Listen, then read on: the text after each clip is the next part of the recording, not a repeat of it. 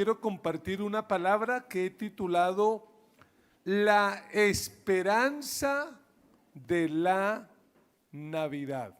¿Cuál es el tema para hoy? La esperanza de la Navidad. Con honestidad, ¿cuántos en algún momento de su vida y probablemente de este año sintieron perder la esperanza? Creo que todos, ¿cierto? Hay momentos en la vida donde como que uno dice, ay no salieron las cosas como yo quería. Cuando uno pierde la esperanza, eso se nota rápidamente, ¿no? Un síntoma de la pérdida de esperanza es el pesimismo. Una persona que va perdiendo la esperanza, la palabra que más utiliza es no o nunca. No, ya no me voy a casar. Y como soy cristiana, pues no me voy a quedar para vestir santos, sino para forrar Biblias. No, ya me dejó el tren. Pero una hermana dijo, mejor que nos deje a que nos atropelle, ¿cierto? No, ya no voy a comprar casa propia, ya no voy a tener esa carrera, mis hijos nunca van a estudiar. Esa es una señal de que se ha perdido la esperanza. Una persona que ha perdido la esperanza tiende a aislarse, a no querer compartir con los demás, a llenarse de ansiedad, a descuidar su apariencia personal porque dice, ¿para qué? No hay esperanza. Por eso dígale al vecino otra vez, no pierda la esperanza. Generalmente la Navidad, por alguna razón que yo no entiendo, pero la Navidad como que se asocia con esperanza, porque algunos, digamos los comerciantes, ponen toda su esperanza en la Navidad y que dicen, uy no, viene la temporada y en esa temporada yo me voy a desquitar y ahí sí me cuadro porque me cuadro. O algunos le están esperando el bono navideño o el subsidio del gobierno, o están esperando algo y a veces eso genera todavía más desesperanza. Porque si uno coloca toda su expectativa en que en diciembre vamos a vender tanto y no lo logramos, ¿qué ocurre? Si no nos dan el regalo que esperábamos, otra vez medias. Se ríen porque les han dado, ¿cierto? En cantidad. Hay una frase muy popular en este país que dice, la esperanza es lo último que se pierde. Y entonces la pregunta es, ¿y qué hacer cuando la esperanza se pierde? Cuando nació Jesús, en su ambiente había una esperanza. La esperanza del pueblo de Israel era que apareciera el Mesías. Obviamente, no el Mesías que moriría en la cruz, sino ese Mesías guerrero político que quitaría el yugo del imperio romano y que traería libertad a Israel. Esa era como la esperanza. Y en medio de ese panorama, después de más de 400 años de silencio, durante los cuales Dios no habló nada, parece que la boca de Dios se hubiera cerrado por allá con el profeta Malaquías, Dios no dijo nada. Apareció un hombre de Dios en escena que volvió a traer la voz de Dios. ¿Alguien sabe de quién estoy hablando? Juan el Bautista. Juan el Bautista aparece por las calles de Palestina, de Israel de ese tiempo, gritando, arrepiéntanse porque el reino de los cielos se ha acercado. Y cuando la gente escuchó a Juan, ¿qué cree que se despertó en el corazón de ellos? ¡Wow! Tal vez este es el Mesías, porque la manera de predicar de Juan era muy fuerte, era muy radical, la gente seguía a Juan y de hecho Juan no solamente les predicaba, sino que Juan los bautizaba. De allí su apodo, Juan el Bautista. Porque la manera como él comprobaba que la gente realmente había entendido el mensaje era llevándolos a bautizarse. Para mí, Juan el Bautista es un mensajero de esperanza. Y creo que todos los que estamos aquí estamos llamados a ser mensajeros de esperanza. Yo quiero hoy retarles a que imitemos el ejemplo de Juan. ¿Lo acepta? Que imitemos a Juan, porque Juan es ese mensajero de esperanza. Abra la Biblia en el Evangelio de Juan, capítulo 1, versículo 19. Vamos a leer lo que dice el Evangelio de Juan sobre Juan el Bautista.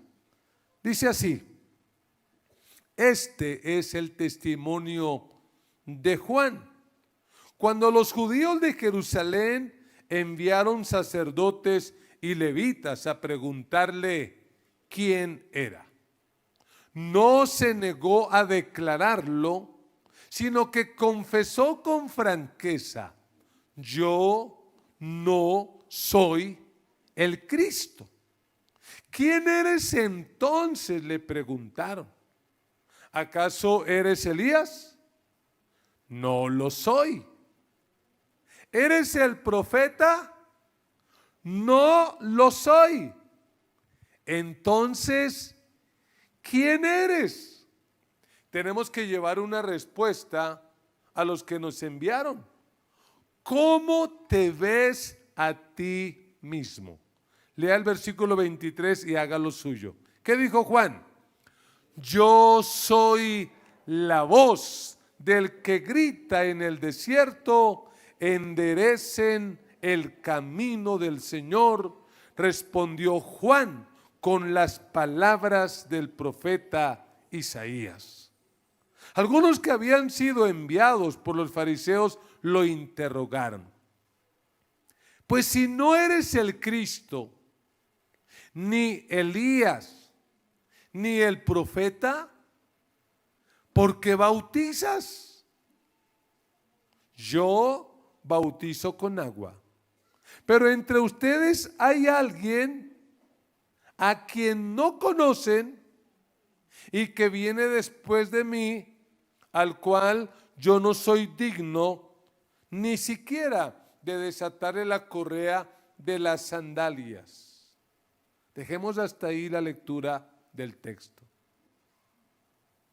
Anímese conmigo y diga: no perdamos la esperanza. No sé en qué condición estás escuchando este mensaje hoy, pero quiero que no pierdas la esperanza. La esperanza es una virtud propia de los cristianos. Perdóneme ser tan exclusivista y excluyente, pero creo que la esperanza es una virtud propia del cristianismo. Y es una virtud que nos ayuda a creer que sin importar las circunstancias que estemos viviendo hoy, mañana estaremos mejor que hoy. ¿Qué tal si lo dice? Mañana estaremos mejor que hoy. Dígale al vecino: mañana estaremos mejor que hoy. Eso es esperanza. Y yo quiero que a la luz del capítulo 1, de gran parte de este capítulo, respondamos a la pregunta: ¿qué hacer para no perder la esperanza? ¿A cuánto les interesa esto? Porque en algún momento de la vida, sea que lo admitamos o no, en algún momento de la vida vamos a perder la esperanza, vamos a sentir que se pierde. ¿Qué hacer? Y quiero dejar en su corazón 3 claves. Número 1, para no perder la esperanza, es necesario escuchar la voz correcta. Tenemos que escuchar la voz correcta. Y en el texto que leímos, la gente está muy impresionada y, entre otras cosas, preocupada por querer saber quién es ese loquito, porque Juan era como medio excéntrico, ¿cierto? Él como que no tenía asesor de imagen, porque ¿cómo se vestía él? Con piel de camello. Y era medio extraño, era medio raro, pero a la vez la gente lo seguía. Y le mandan a preguntar: oye, Juan, ¿tú eres el Cristo? ¿Y qué dijo él? Yo no lo soy. Oiga, pero qué interesante. Para que le pregunten si él es el Cristo, tal vez es que en la manera de vivir y de hablar de Juan, habían señales como que daban a entender, este puede ser el Cristo, pero él dice, no soy. Le preguntan, ¿eres Elías? ¿Y qué dice? No, pero un paréntesis, realmente Juan el Bautista sí fue Elías, pero eso será tema de otro mensaje. Y le preguntan, ¿o eres el profeta? Porque cuando Moisés muere, Dios promete que se levantaría un profeta igual o más grande que Moisés. Y él dice, no lo soy. Y entonces le preguntan, bueno, ¿y entonces quién eres? Y me encanta la manera como él se describe. ¿Qué dijo Juan?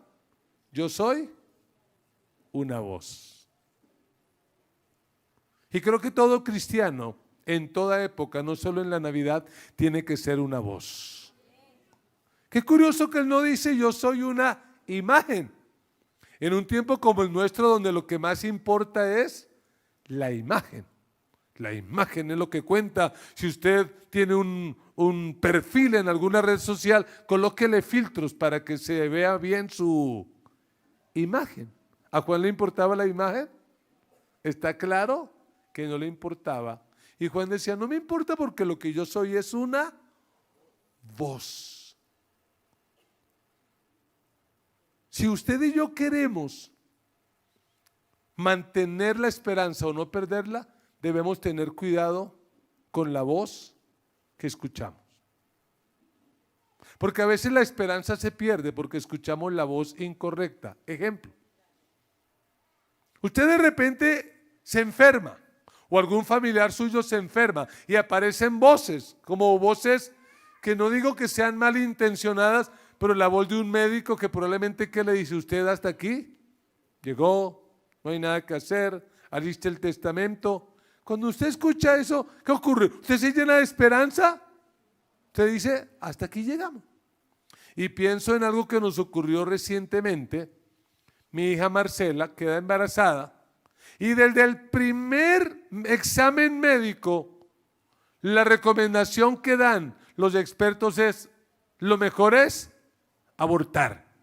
Ese bebé viene mal, ese bebé viene defectuoso, ese bebé no se va a criar, ese bebé esto, aquello y lo otro. Y cuando mi hija me llamaba, yo tenía que decirle, mira, no escuches esa voz, porque esa voz te va a afectar, te va a bloquear. Escucha la voz de Dios, y lo que Dios dice es que el fruto del vientre de una mujer que ama a Dios es bendito. No moriremos, sino que viviremos para contar las obras de Dios. Ese bebé se va a crear, se va a formar, va a nacer y va a vivir para el propósito de Dios. ¿Cuál es la voz que escuchamos? Juan fue indudablemente un hombre que aprendió a escuchar la voz de Dios. Recordemos que Juan era hijo de un sacerdote llamado Zacarías, y su mamá era la señora Elizabeth. La particularidad de ellos es que eran viejos. Elizabeth era estéril y no habían podido tener un hijo. Pero en medio de todo eso, Dios hace un milagro. Es decir, Juan sabe lo que es la esperanza. Porque probablemente en su tiempo, contra todo pronóstico, ¿qué le dirían a Elizabeth y a Juan? Olvídese, ustedes nunca van a tener hijos, pero Dios quebrantó las leyes de la ciencia para demostrar que Él está por encima de todo y de todos, y que la última palabra siempre la va a tener Dios, y que en Dios siempre hay esperanza.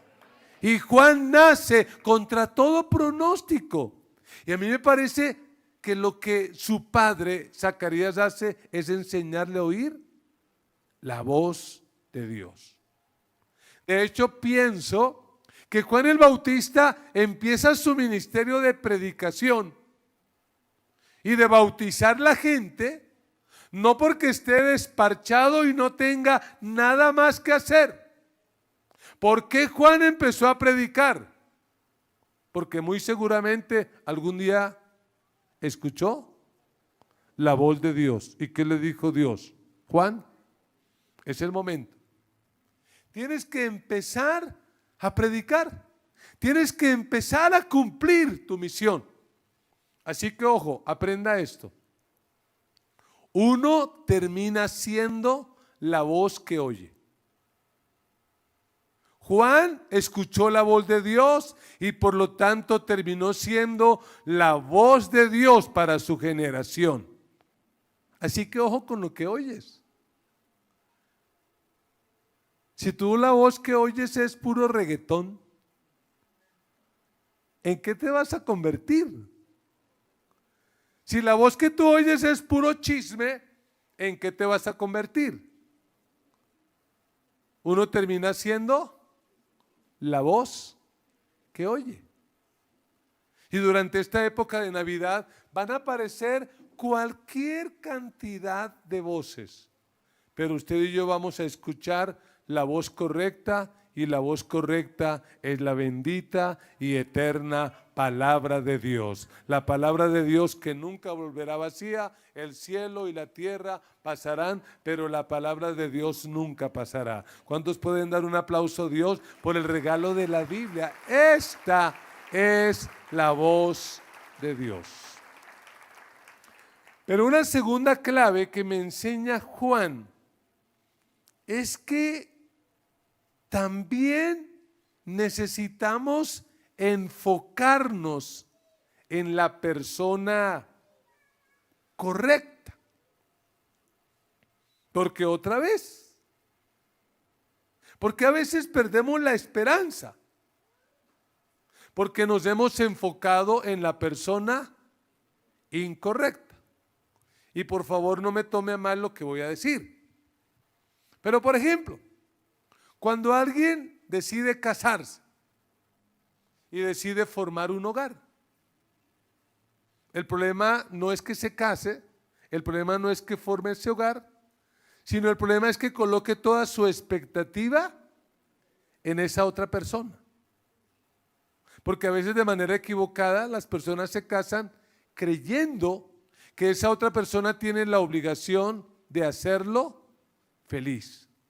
Entonces cuando yo pregunto, ¿por qué te quieres casar? Ay, porque quiero ser feliz. Mi consejo automático es: no te cases. Ay, ¿por qué, pastor? ¿Así de mal le ha ido?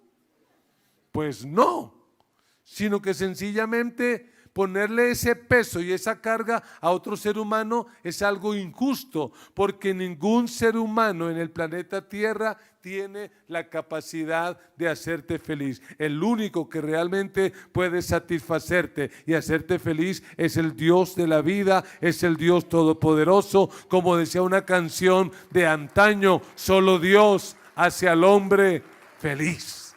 Solo Dios puede hacerlo. Y el problema es que a veces colocamos nuestro enfoque en la persona equivocada. Ni hablar de aquellos que hacen de un político o de un gobernante su enfoque. Es que con él sí habrá el cambio, o con ella habrá el cambio. Vamos a vivir felices, vamos a vivir así.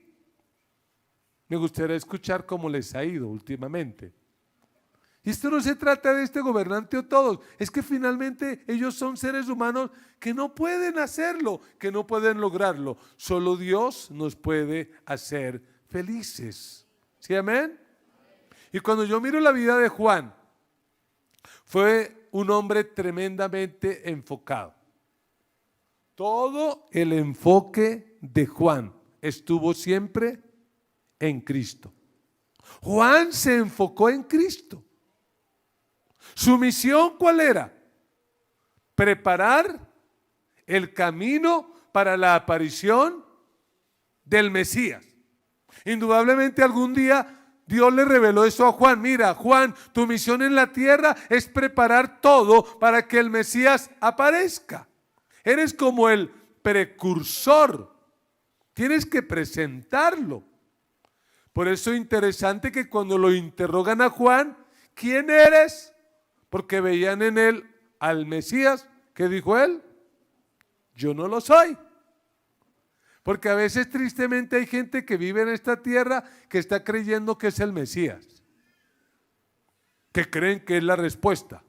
Yo conozco gente que cree que es la solución para el mundo. Yo soy la respuesta, yo soy el cambio, yo soy aquello. Juan no lo creía. Pero mire lo que dice la Biblia. En el versículo 29, después de semejante interrogatorio, en el versículo 29 dice la Biblia, al día siguiente, Juan vio a Jesús que se acercaba a él y dijo, ¿qué dijo? Aquí tienen al Cordero de Dios que quita el pecado del mundo.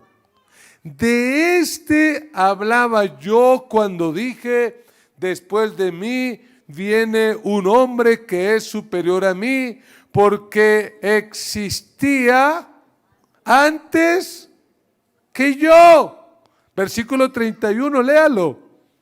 Yo ni siquiera lo conocía, pero para que él se revelara al pueblo de Israel, vine bautizando con agua.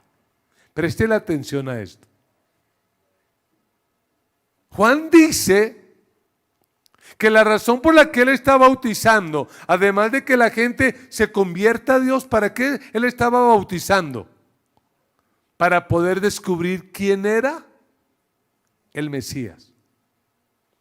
Y los que han leído alguna vez la Biblia, ¿quién era Jesús en relación a Juan? ¿Qué era Jesús de Juan? Era el primo. Pero hasta ese día en que Jesús llegó al río Jordán para bautizarse, Juan no tenía ni la menor idea. Utilice su imaginación. Juan ha terminado de predicar, está bautizando a la gente y de repente ve que su primo aparece en escena. Jesús va a bautizarse al Jordán y cuando está ahí el Espíritu Santo le dice, ese es el Mesías. Yo creo que Juan el Bautista quedó cual aparta estudio, es decir, de una sola pieza. Cuando lo vio dijo, ¿qué? Jesús, mi primo, con el que yo crecí, con el que yo jugaba, con el que iba a la escuela, él es el Mesías. ¡Wow! Eso debe de ser para él un impacto, un choque emocional tremendo. Oiga, 30 años compartiendo con él, ¿y cuál fue el problema?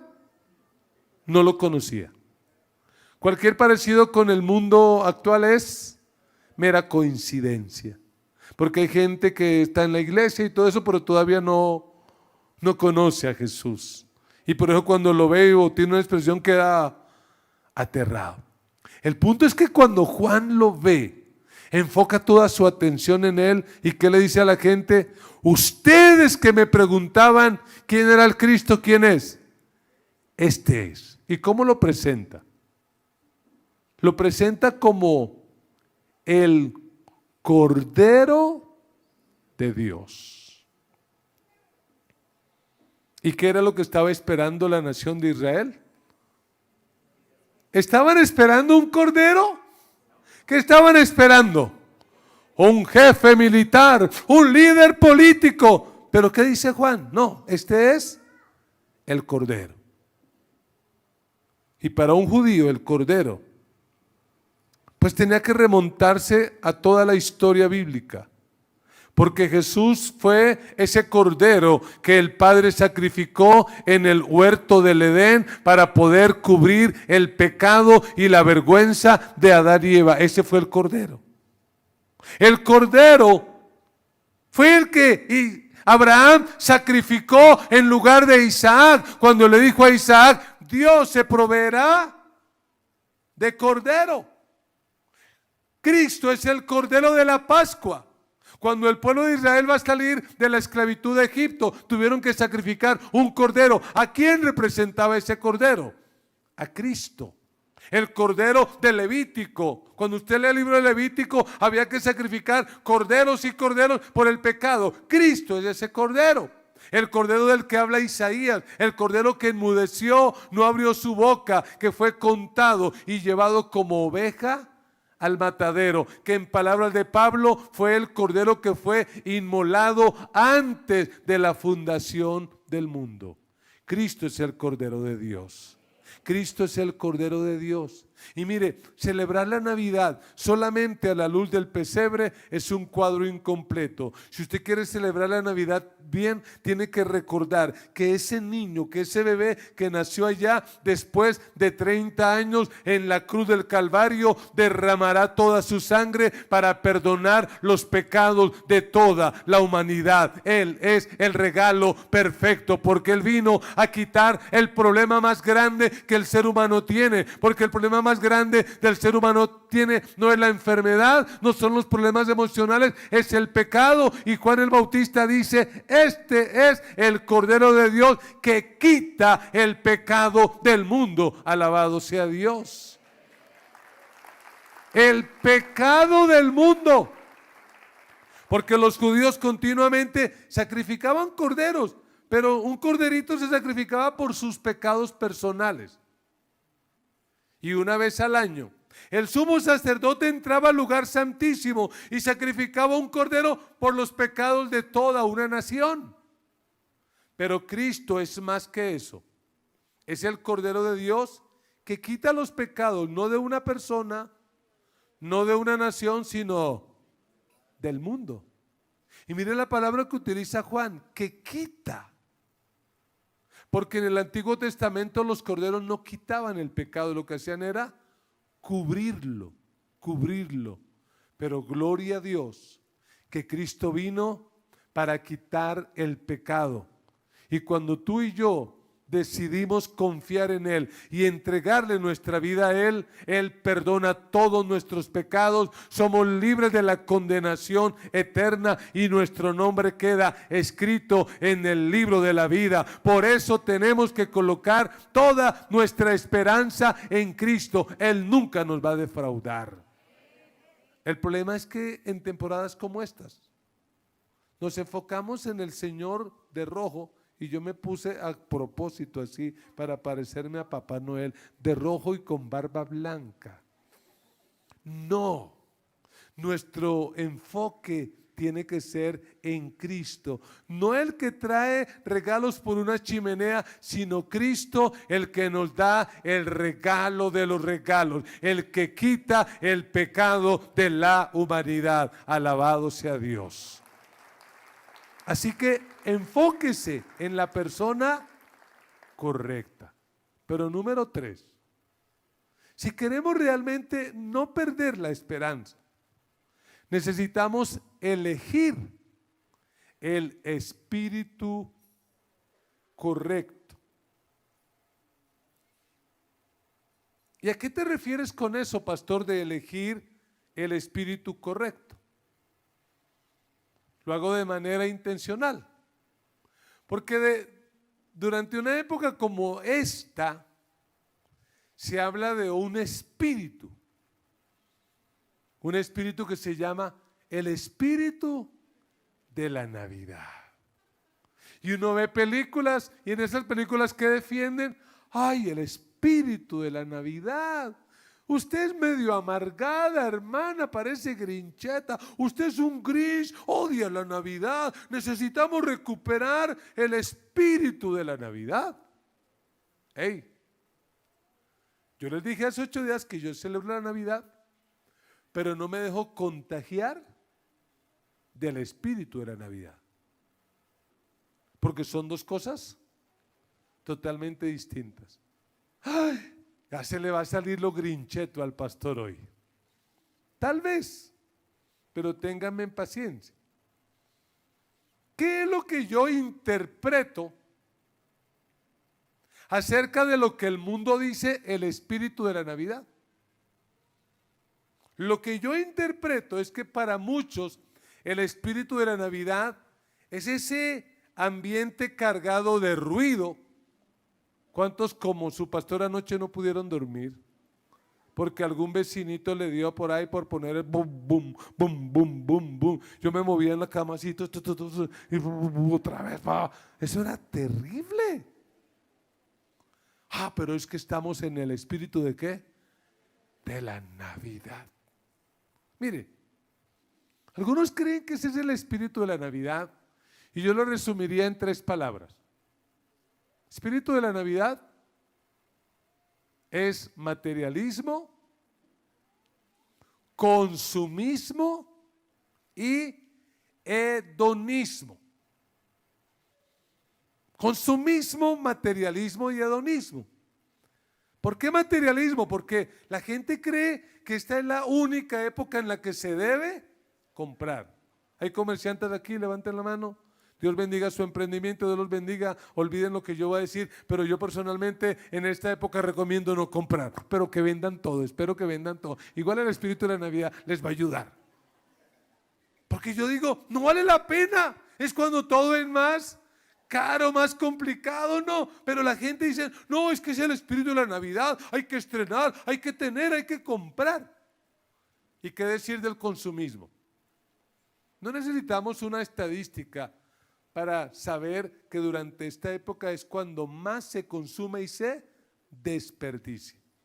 Espero que su casa sea la excepción, pero es la época en que más se desperdicia. ¿Cuántas toneladas de papel regalo?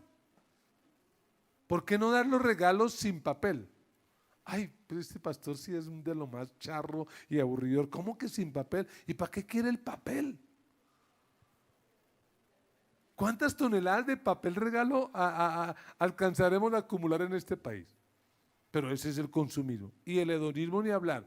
Porque ¿qué es el punto? Durante esta época hay que pasarla rico, hay que pasarla bien, hay que disfrutar.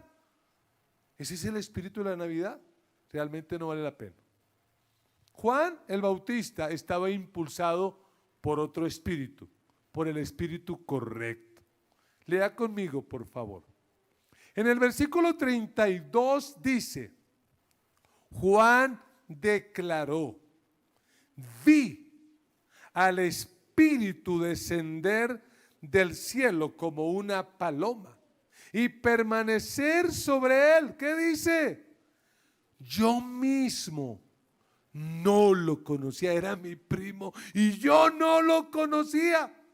Pero el que me envió a bautizar con agua me dijo, aquel sobre quien veas que el Espíritu desciende y permanece, es el que bautiza con el Espíritu Santo.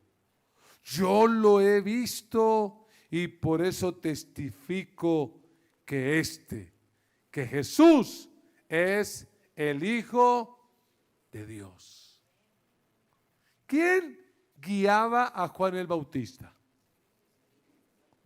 ¿Y quién va a guiar tu vida durante esta temporada? La verdad que nos conviene. Yo le animo para que celebre, porque yo quiero celebrar.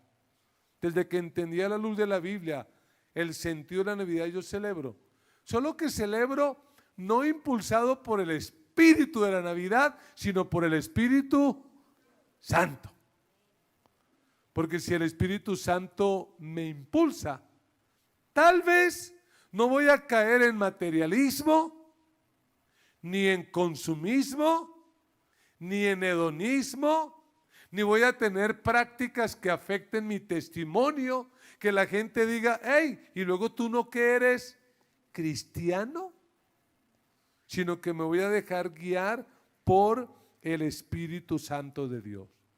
Juan dice algo tremendo, dice, cuando yo empecé a predicar, el Espíritu me dijo, el día que estés bautizando y veas que sobre alguien reposa el Espíritu Santo y se queda allí, ese es. Y ese día en el Jordán, Jesús entra, el Espíritu desciende y reposa. Era Él, el Mesías. Por eso Juan dice, yo doy testimonio de que Jesús es el Mesías. ¿Qué necesitamos para no perder la esperanza? Elegir al espíritu correcto. Si tú te dejas llevar por el espíritu de la Navidad, es predecible lo que va a pasar con tu vida. por allá en enero, cuando estés desmontando las luces, ¿qué sentimiento te va a invadir?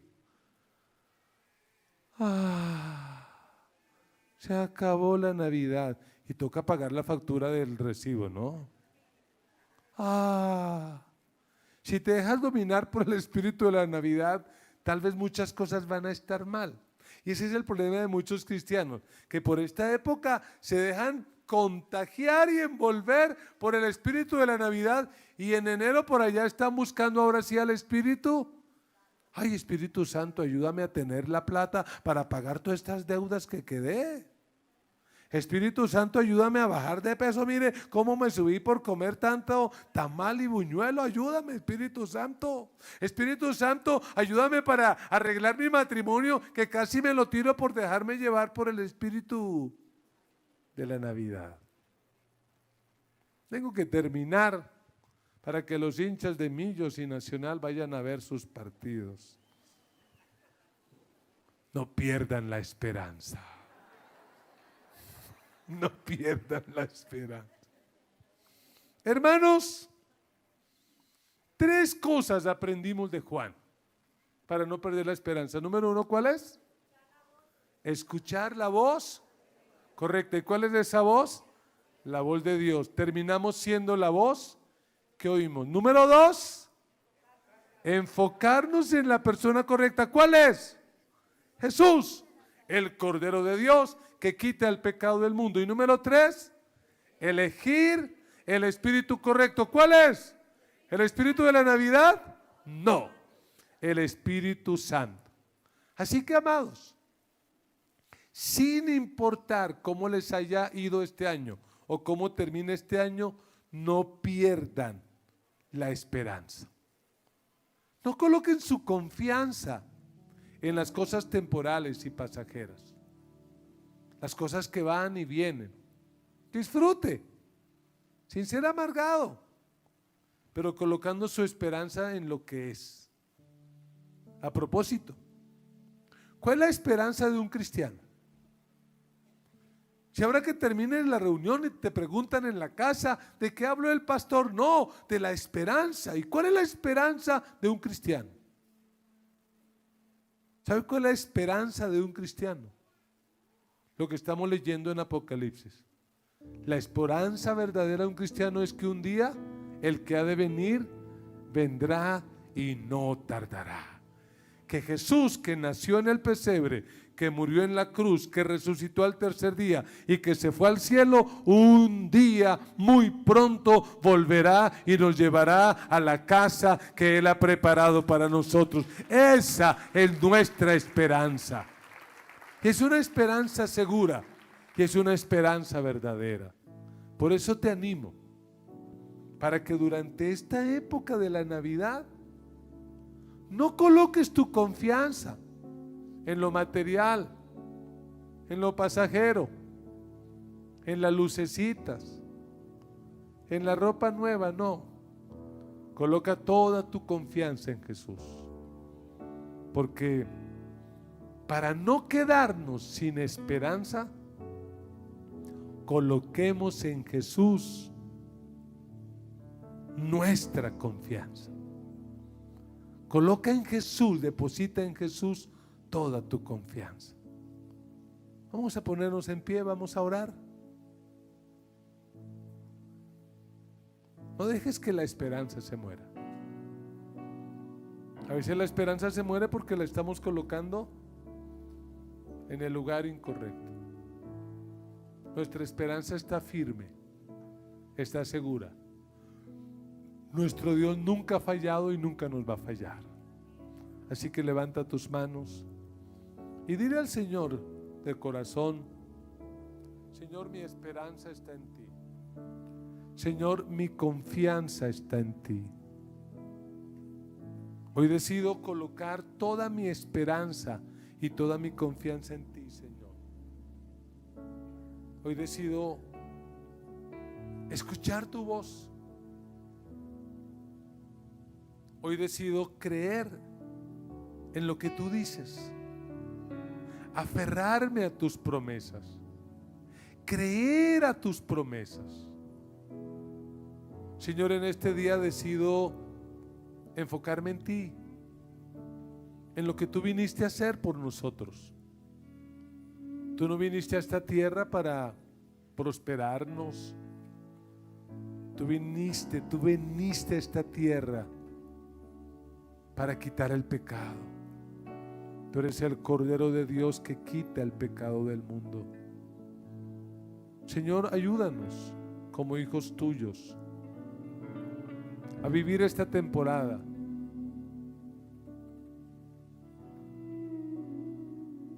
escuchándote a ti, teniendo cada día de este mes un tiempo especial para leer, para meditar, para escuchar tu voz, para confiar en lo que tú nos has prometido. Ayúdanos, Señor, durante esta temporada a colocar toda nuestra confianza en ti, a enfocarnos en ti, Señor, en lo que tú eres, en lo que tú haces. Levanta tus manos y dile al Espíritu Santo: Espíritu Santo, guíame. Espíritu Santo, toma el control de mi mente. Espíritu Santo, toma el control de mis pensamientos, de mis emociones. Toma el control de mi vida. Toma el control de mi ser. Que durante esta temporada mi vida sea guiada por el Espíritu Santo. Espíritu Santo, te rindo el control de mis emociones. Te rindo el control de todo lo que soy. Espíritu Santo, dame alegría, dame paz, dame fuerza, dame la resistencia para soportar las cosas que a veces no salen bien. Ayúdame, Espíritu Santo. ¿Qué tal si colocas la mano sobre la persona que está a tu lado y por unos 2 minutos oras por ella? Ora por la salud de esa persona. Si está enferma, que el Señor la sane. Señor, tu palabra dice que llevaste nuestras enfermedades a la cruz y que por tu llaga hemos sido sanados. Nosotros creemos a esa palabra, la creemos, Señor, y por eso te pedimos en esta hora: llévate toda enfermedad, llévate toda dolencia, sana a tu pueblo. Señor, aquel que está pasando por una crisis relacional, que tiene un conflicto en su matrimonio, o de repente se ha divorciado, o ha quedado viuda o viudo este año, Señor, consuela, fortalece. Aquel que está luchando con hijos rebeldes, con hijos extraviados, Señor, ayúdale, dale paz. Aquel que ha terminado el año financieramente y no ha sido el mejor y termina el año desesperanzado, Señor, consuélale, y que antes de que termine el año pueda experimentar la provisión tuya, la provisión milagrosa, que pueda experimentar el amor tuyo, el amor proveedor y sustentador. Señor, bendice tu iglesia, bendice tu pueblo y permite que durante esta temporada, al igual que Juan el Bautista, seamos mensajeros de esperanza, que con nuestra manera de vivir podamos llevar esperanza a este mundo. Señor, sé propicio a nuestras vidas. Regálale una palabra de bendición a esa persona por la que oró. Lo que quieras decirle, no pierda la esperanza. Vienen tiempos mejores, Dios está contigo, ánimo. Y en ese ambiente adoremos al Señor. Levanta tus manos y adora a Jesús.